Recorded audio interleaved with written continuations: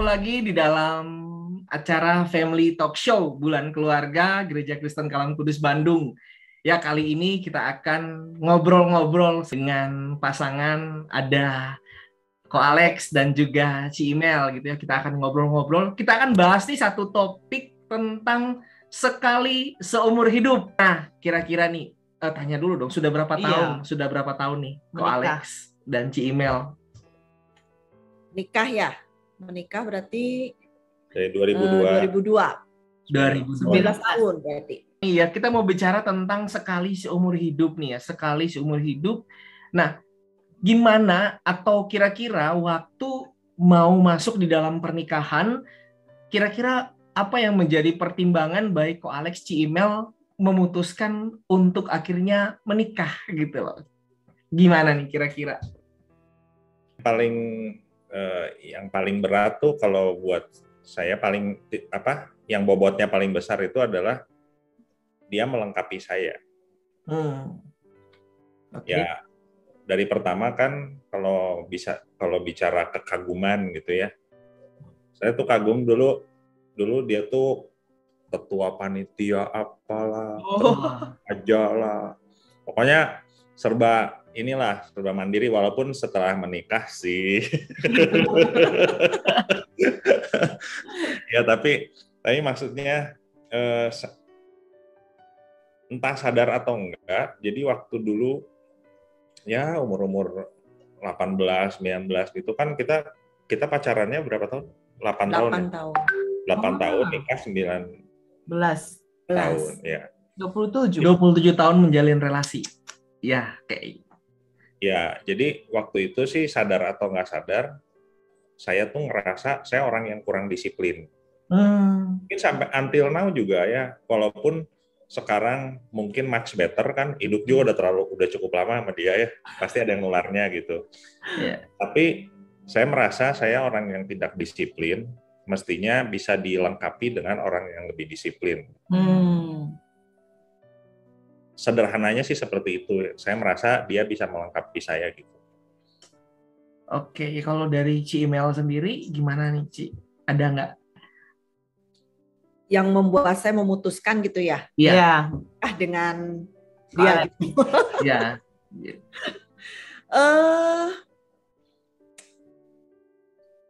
Kalau titik maksudnya memutuskan untuk menikah karena pacarannya udah kelamaan gitu ya, udah pacaran kelamaan. Udah 8 tahun ya. Oh gitu. 8 tahun. Tapi memang dari awal menjalin hubungan itu ya kan, saya sih dari dulu memang sudah ditanamkannya itu ya, kalau pacaran itu berarti memang sudah pikirannya untuk serius gitu loh. Nah, jadi waktu memang mulai pacaran itu kan saya baru masuk kuliah ya, tingkat 1 ya waktu itu baru masuk kuliah. Jadi memang udah pikirannya udah siap untuk pacaran, dan memang udah mikirnya bukan buat main-main lagi gitu. Jadi masa pacaran itu memang waktu itu tuh saya udah berpikirnya ini masa saya harus mengenali pasangan saya sebelum akhirnya memutuskan menikah. Tapi memang waktu itu belum kepikir sih mau menikahnya kapan gitu ya. Nggak ada, waktu awal mulai itu nggak ada target lah gitu kapan menikah gitu. Jadi mengalir aja gitu 8 tahun itu lewat ya. Ya, saya juga diingetin sesuatu waktu memutuskan pacaran itu. Kan dulu papaku kan meninggal waktu aku masih kecil. Iya. Jadi yang banyak ngasih nasihat itu kan mama. Iya. Mama kan pasti ngasih nasihat dari sisi perempuan kan. Iya. Jadi dia tuh pernah bilang, kamu tuh kalau pacaran jangan main-main ya. Kalau sampai putus tuh kasihan ceweknya gitu. Oh gitu. Pernah digituin. Wah, ini penting sekali nih. Saya pernah diingetin itu beberapa kali gitu sebelum memutuskan pacaran gitu ya. 8 tahunnya kita ini sebenarnya 4 tahun pertama itu, 4 tahun pertama itu kita tidak menjalani benar-benar seperti orang yang memang lagi pacaran gitu ya, karena waktu itu pihak orang tua nggak setuju, pihak orang tua dari pihak saya, keluarga saya, itu sempat nggak setuju gitu. Jadi waktu 4 tahun pertama itu ya kita kayak temen deket aja gitulah ya. Gitu. Ya itu masa-masa yang nggak mudah ya. Lah. Jadi kayak mau putus nyambung gitu kan, mau lanjut apa enggak gitu. Ya. Nah setelah udah restunya keluar, 4 tahun berikutnya itu barulah yang bisa dibilang memang masa-masa kita mengenal dengan lebih baik lagi gitu. Karena nggak bergumul lagi dengan yang tadi bukan. Ya. Ini udah mantep nih gitu, baru penjajakan lebih dalam. Ya gitu. Nah ini untuk kalau pasangan muda ya, ini wah bener-bener apa ya, yang tadi kayak Email bilang ya, kalau mau dibilang ya orang tua tidak setuju gitu ya. Nah kalau sekarang tuh kan kalau mau dilihat pasangan-pasangan sekarang mungkin juga seberapa banyak itu meminta pertimbangan orang tua gitu ya, sebagai hal yang penting untuk dijadikan acuan bahwa saya akan memutuskan untuk menikah gitu ya. Jadi kira-kira kalau dari Ci Email dan Ko Alex menjalani relasi, pasti salah satu tantangannya ya, salah satu tantangan yang dijalani di masa-masa pacaran. Nah tentu ketika memasuki masa pernikahan tentu juga ada banyak tantangan nih, ada banyak dinamikanya. Coba tolong dong di-sharingkan gitu ya. Tadi kan katakanlah 19 tahun loh. Ya 19 tahun. Jadi mungkin bisa dikatakan ini bisa juga jadi pelajaran banget buat teman-teman atau rekan-rekan yang mau memutuskan untuk ya menikah gitu ya. Tadi kan tantangan dari orang tua, dari ya internal eksternal lah ya bilang. Nah sampai pernikahan tuh gimana tuh? Kami itu cukup beruntung sebetulnya. Beruntungnya dalam hal ini, sebelum kita nikah itu kita udah sering pelayanan di Persekutuan Pasutri, ya benar nggak? Iya. Suka jadi pemusik, jadi apa? Jadi seminar-seminar buat pasangan yang sudah menikah kita tuh udah dengar. Waduh. Jadi ilmunya udah diserap dulu ya. Jadi udah dapat banyak duluan ya. Itu dulu ya, koko-koko, cici-cici, pokoknya yang umurnya jauh di atas kita lah, mungkin di atas, beda dengan kita mungkin 6-7 tahun di atas kita lah ya. Mereka tuh suka ngeledekin, wah ini kita ngasih bocoran terus nih ke si Alex. Bahkan kayaknya pernah lu mimpin pujian juga, gue pemusik gitu, kayaknya pernah ya. Agak lupa sih ya, pokoknya udah agak lupa. Jadi berapa belas tahun lalu itu. Iya, itu kami cukup beruntung seperti itu. Jadi menurut saya sih sedikit banyak itu menolong kami dalam hal seperti misalnya gini contoh. Lagi pacaran tuh kita semua pakai topeng katanya. Nanti lagi nikah keluar aslinya. Kita tuh udah tahu duluan gitu. Jadi waktu menghadapi itu kalau saya pribadi sih ya, oh iya ya benar juga yang dulu seminar itu gitu. Nah, kalau saya pribadi sih gitu.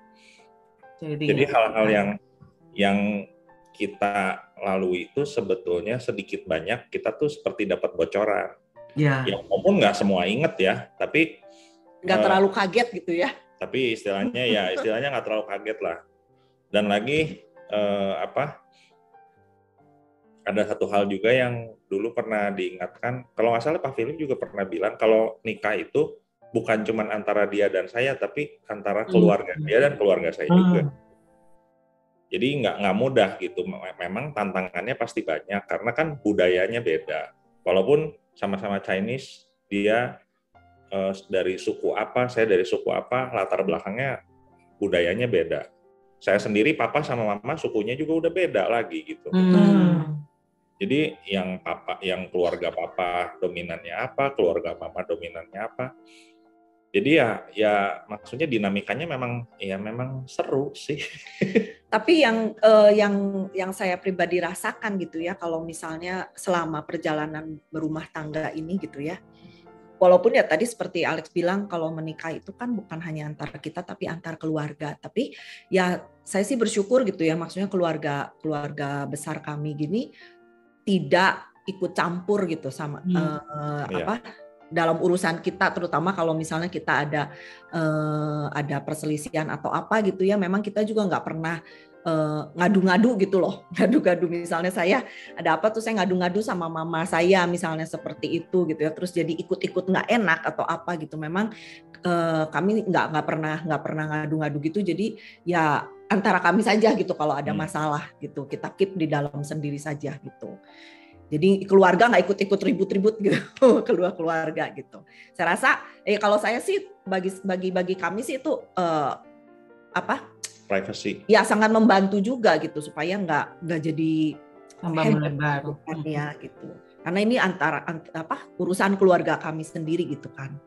Jadi biasanya kami keep untuk kami sendiri gitu. Yeah. Jadi mandiri juga ya, dari struggle gitu menyelesaikan bagaimana jadi makin kompak ya. Ya kalaupun misalnya kita ada sharing, misalnya kita ada kesulitan ada sharing pihak orang tua atau apa juga mereka cuman sebatas ya misalnya kasih nasihat atau apa, tapi enggak yang sampai intervensi. Harus begini gitu, enggak gitu. Iya, betul. Ya, itu hal penting ya.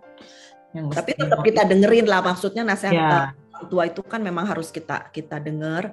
Cuman memang keputusan akhir mereka serahkan sama kami berdua gitu. Nah, dan ya pasti ada mungkin dari Ko Alex sama Cimel, kira-kira ada tips nggak yang mungkin ya praktis dan konkret gimana nih menjalani masa-masa ya sampai sejauh ini ya, karena ya kalau kita tahu ya sekarang juga lagi jarak jauh gitu ya. Gimana tuh tips-tipsnya di dalam relasi sebagai keluarga gitu ya, termasuk dalam menjaga relasi sebagai suami istri dan juga sebagai orang tua dan anak gitu ya. Gimana tuh sampai sejauh ini, ada nggak tips-tipsnya gitu?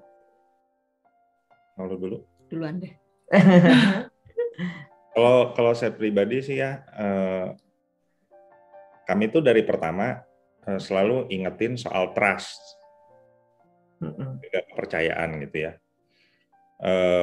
Itu sangat membantu, terutama ketika kita terpisah jarak. Sangat membantu. Terus simpelnya lagi yang kedua itu menikmati proses. Jadi saya tuh selalu menekankan dalam keadaan apapun, baik susah ataupun senang, pokoknya lagi up and down, itu adalah proses. Jadi waktu kita lagi happy gitu ya, itu prosesnya lagi proses yang menyenangkan gitu. Tapi waktu down ya itu proses yang lagi nggak menyenangkan, tapi tetap kita harus lewati gitu. Jadi enjoy the process aja. Kalau saya pikir sih, karena kami juga kalau buat saya sih, saya merasa sangat beruntung ya, perjalanan kami 19 tahun ini tuh dinamikanya luar biasa gitu ya. Bahkan ya berarti mulai tahun 2018 kita tuh udah memasuki babak-babak baru yang tiba-tiba harus terpisah jarak gitu ya. Saya duluan yang pergi, terus dia yang ninggalin. Terus sekarang saya lagi gitu. Tukar-tukaran. Iya.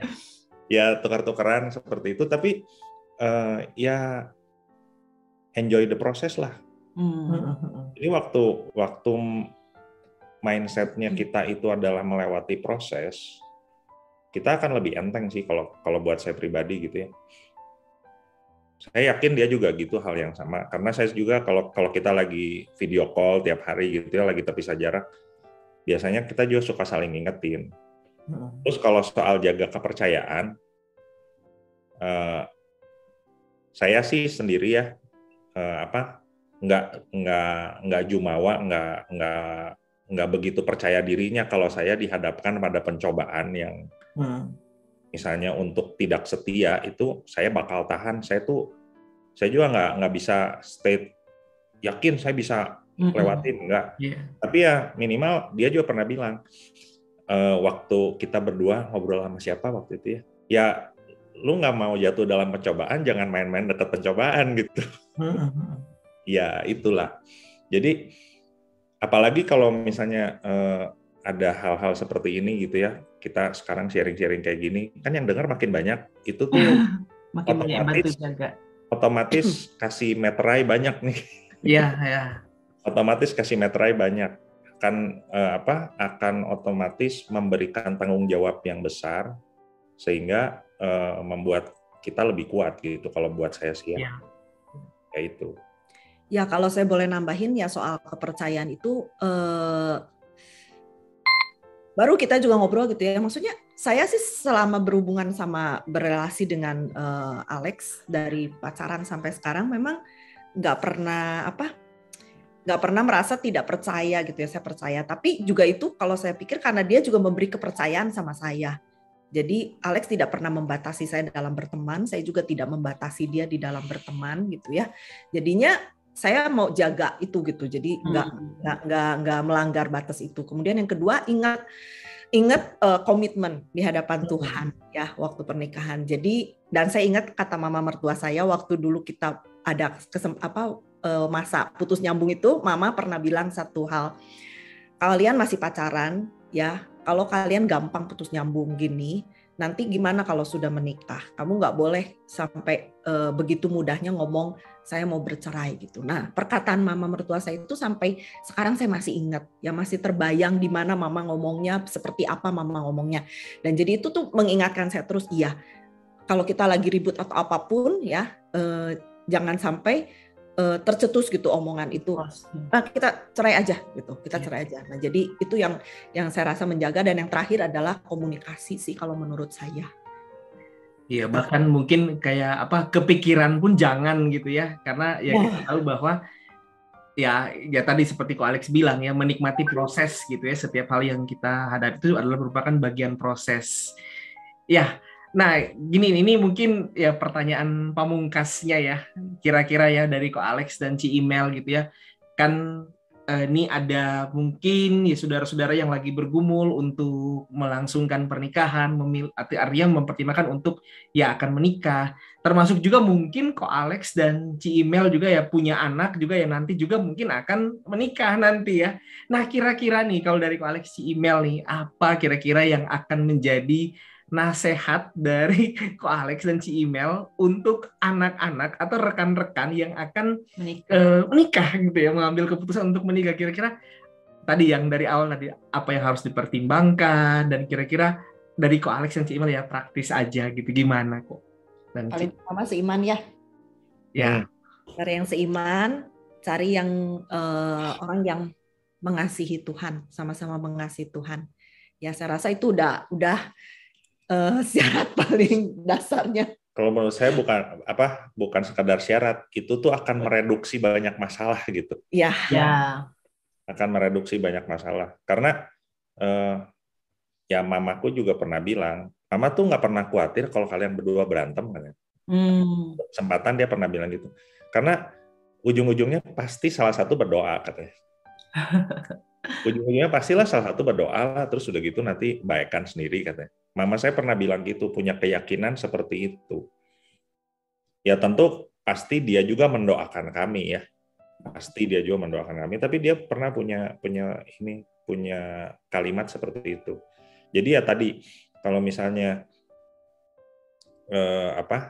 kita udah punya iman yang sama dan sama-sama mengasihi Tuhan, ya hubungan segitiga itu akan terjadi gitu. Saya ingat dulu seminar yang tahun berapa gitu ya. Tuhan, suami istri kalau konektivitas ke depannya tuh makin dekat, otomatis ini juga makin dekat gitu. Iya, Bu Elis juga kemarin baru nyinggung. Oh ya, iya, betul. Khotbah. Iya. Ya jadi ya itu memang sih syarat, dan maksudnya langkah simpel ya sebetulnya. Simpel tapi nggak gampang gitu. Kadang-kadang kita udah kesengsem banget, tapi ternyata sebenarnya tidak seiman gitu. Nah, kalau menurut saya sih mendingan harga mati lah itu. Iya, mutlak ya, nggak bisa tawar-tawar lagi itu. Ya doakan baik-baik sajalah supaya ya karena ini kan pilihan sekali seumur hidup ya. Jadi memang harus didoakan sampai kita memang yakin oh ya ini orang yang Tuhan sudah sediakan untuk kita gitu loh. Sekali seumur hidup adalah satu hal yang sangat penting untuk kita renungkan ketika kita memutuskan untuk menikah. Ya masih dengan Ibu Charlotte yang akan ya memberikan bagi kita masukan ya nasihat tentang berbicara tentang pernikahan yang sekali seumur hidup. Ya Ibu Charlotte, saya mau bertanya nih Bu ya.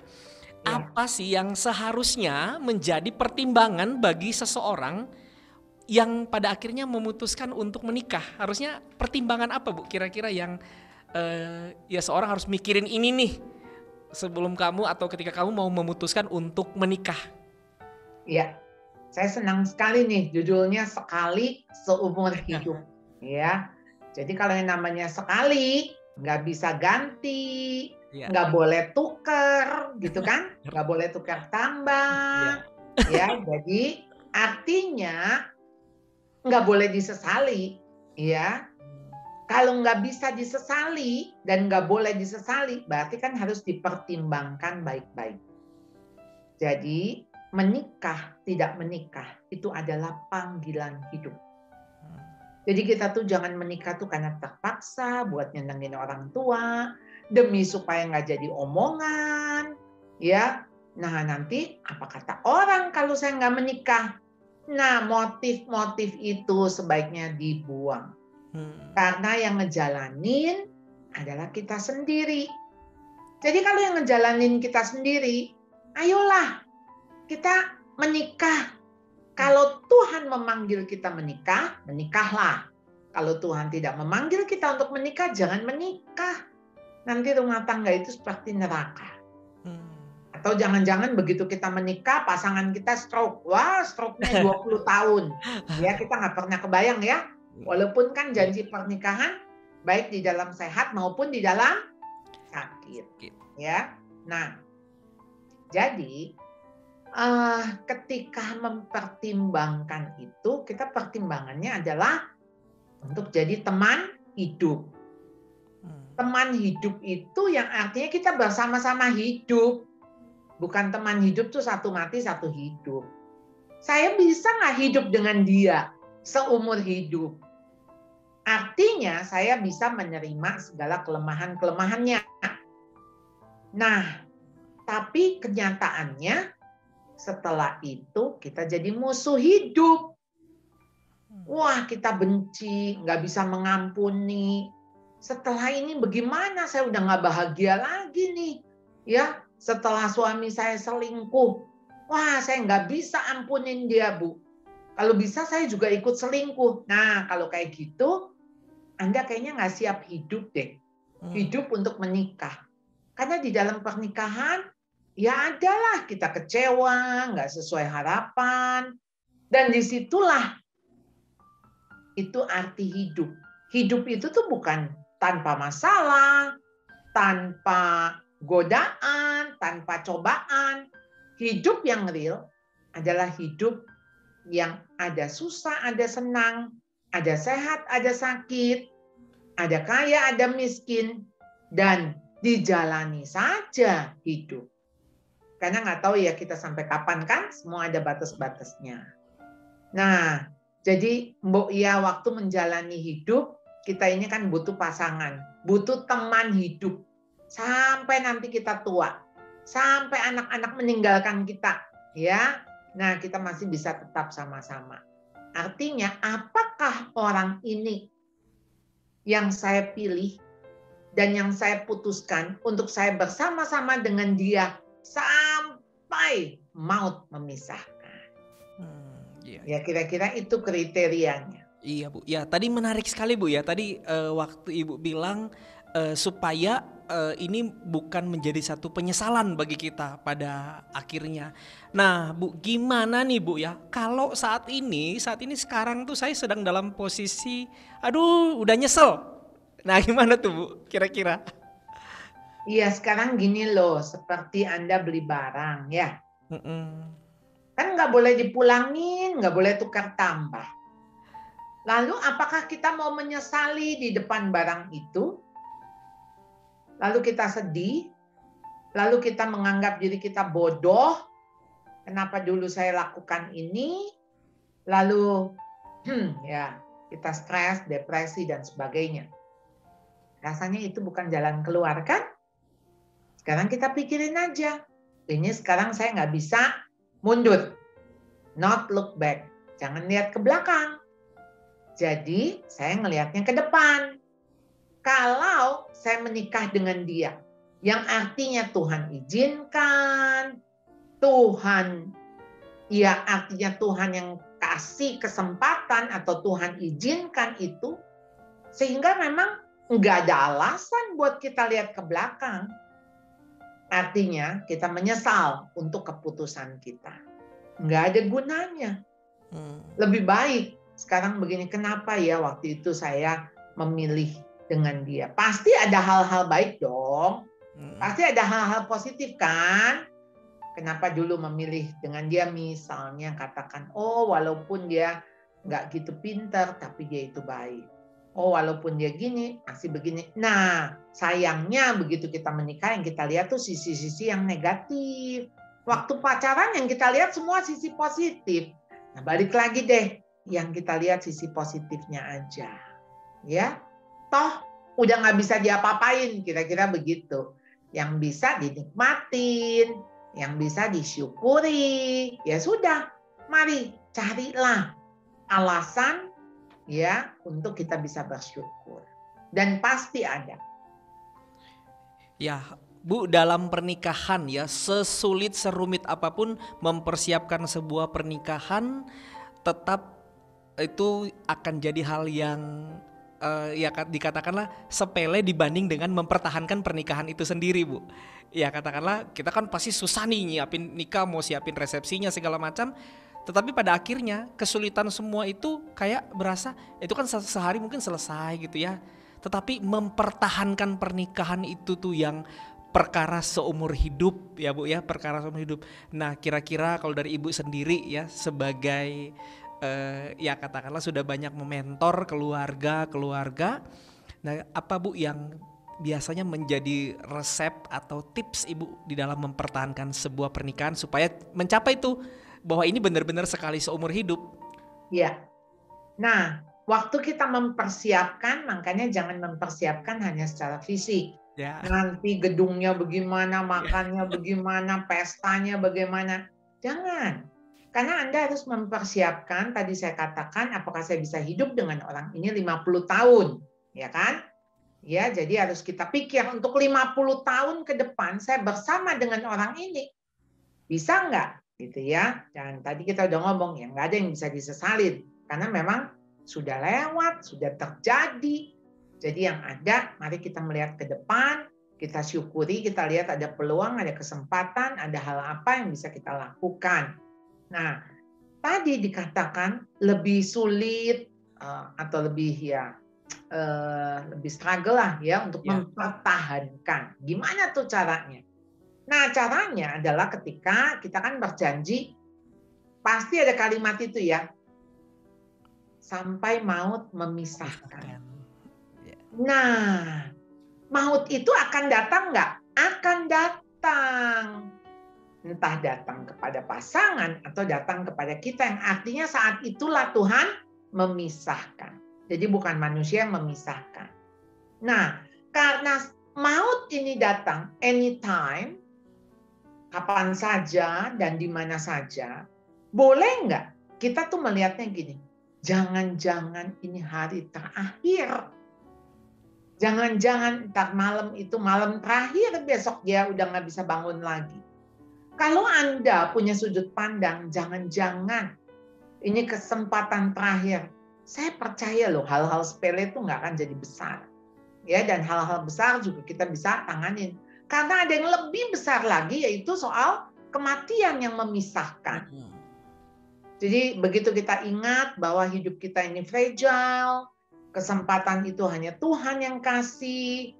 Nah, kesadaran itu yang akan mendorong kita tahan satu hari lagi. Nah, besok kita ngomong tahan satu hari lagi. Itu yang bisa membuat kita bertahan.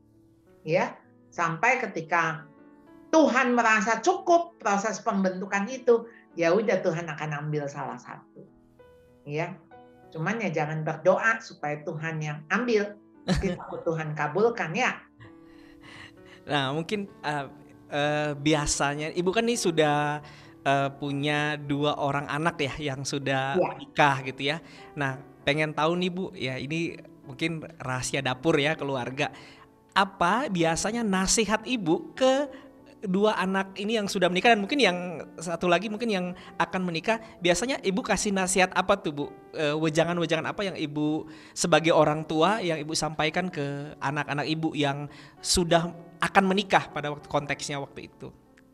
Iya, taati firman saja.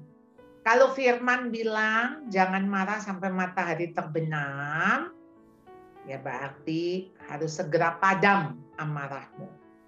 Atau kalau konfliknya matahari sudah terbenam, selesaikan sebelum matahari terbit.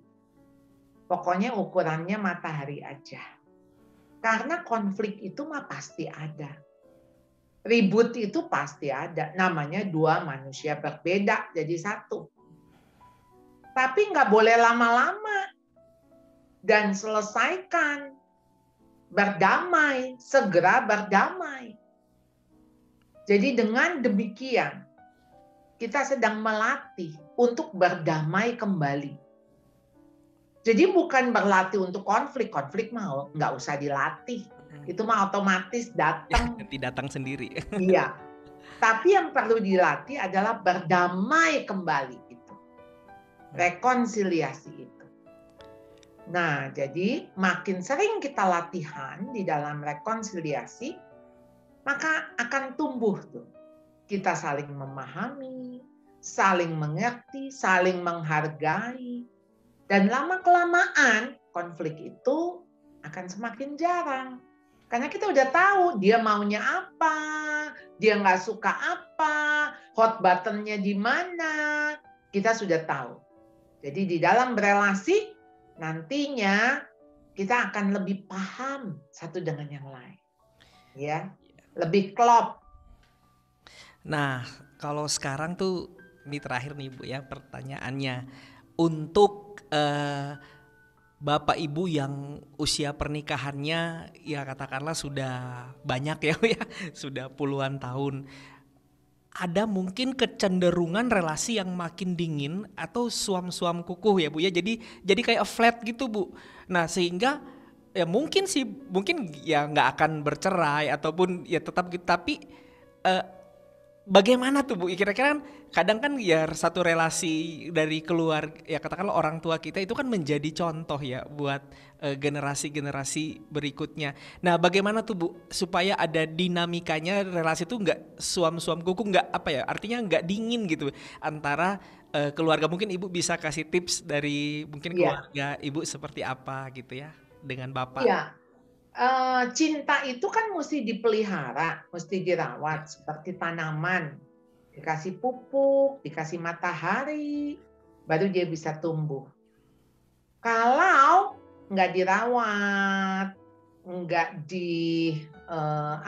diberi pupuk, tumbuh nggak? Maksudnya ada nggak pohon itu? Ada, tapi pohon itu kering, nggak berbuah, ya setengah mati setengah hidup gitu ya tadi kalau istilah kamu suam-suam kuku ya. Nah, ini yang sebetulnya pasangan-pasangan harus merawat. Karena kalau enggak tuh namanya udah cerai. Tapi cerainya secara emosi. Secara fisik masih jadi satu rumah, bahkan satu ranjang. Tapi udah enggak ada itu. Rasa dibutuhkan, rasa membutuhkan, nggak ada lagi kangen, nggak ada lagi, dia lagi ngapain ya? Kebayang nggak sih waktu pacaran? Kan rasanya kita lagi makan yang enak aja kita mikir ya, ih dia suka nih, seandainya tadi dia ada di sini nih, pasti dia suka, dia senang. Kita rasanya kepingin sekali menyenangkan dia karena kita cinta dia. Yang ada di pikiran kita ya cuma dia. Nah, itu kan waktu pacaran. Nah, sekarang waktu kita ini udah tua, kita mikir bentar lagi kalau nggak saya yang pergi duluan, ya dialah yang pergi gitu kan. Ayolah kesempatan ini dipakai. Ya. Kenapa justru kita udah lepas nih ya beban dari anak-anak, nggak ada di rumah. Ayo dong pacaran lagi. Yang memori-memori lama tuh coba dibangkitkan. Mungkin ke tempat yang dulu kita pacaran, makan es krim di situ. Bernostalgia. Ya, nostalgia gitu kan. Duduk di bawah pohon itu dulu, kenapa ya kita ngobrol kok bisa lama. Sekarang kayaknya cepet-cepet deh dong, mau ngomong apa lagi nggak tahu gitu ya. Nah, cobalah ya lihat-lihat lagi tuh surat cinta yang dulu-dulu dibongkar. Ya kalau masih ada. Ya foto-foto yang lama. Cobalah memori-memori yang lama dibangkitkan. Ya. Dan rasanya kita waktu menikah dulu kan kita mikirnya sampai tua bersama gitu ya. Maksudnya bersama sampai tua. Dan sekarang kita udah sampai tua nih. Iya. Kenapa tua jadi masing-masing gitu kan? Ya. Benar. Iya. Oke deh Ibu Charlotte ya, terima kasih sekali Ibu. Selama 3 pekan ya kita boleh mendengarkan nasihat ya, pengajaran dari Ibu Charlotte tentang keluarga ya, dari minggu pertama ditayangkan talk show kita ini ya, Ibu Charlotte boleh bersama dengan kita. Ya pasti akan banyak keterbatasan ya secara mungkin visual, audio gitu ya, tetapi kita tetap bersyukur ini tetap menjadi ya, Tuhan bisa pakai ini menjadi sarana bagi kita untuk tetap bisa memperoleh berkat ya, khususnya dari Ibu Charlotte, khususnya di bulan keluarga kita di tahun ini ya, bulan Oktober yang kita adakan di Gereja Kristen Kalam Kudus Bandung. Ya sekali lagi saya mewakili jemaat, majelis, ya hamba Tuhan Gereja Kalam Kudus di Bandung mengucapkan terima kasih kepada Ibu Charlotte yang sudah bersama-sama dengan kita ya lewat jaringan online ini ya, untuk berbicara, sharing lah tentang apa yang boleh menjadi berkat bagi setiap kita. Ya terima kasih Ibu, Tuhan memberkati dalam pelayanan, di dalam keluarga, dan setiap apa yang menjadi tugas yang Tuhan percayakan kepada Ibu. Ya Tuhan Yesus memberkati ya.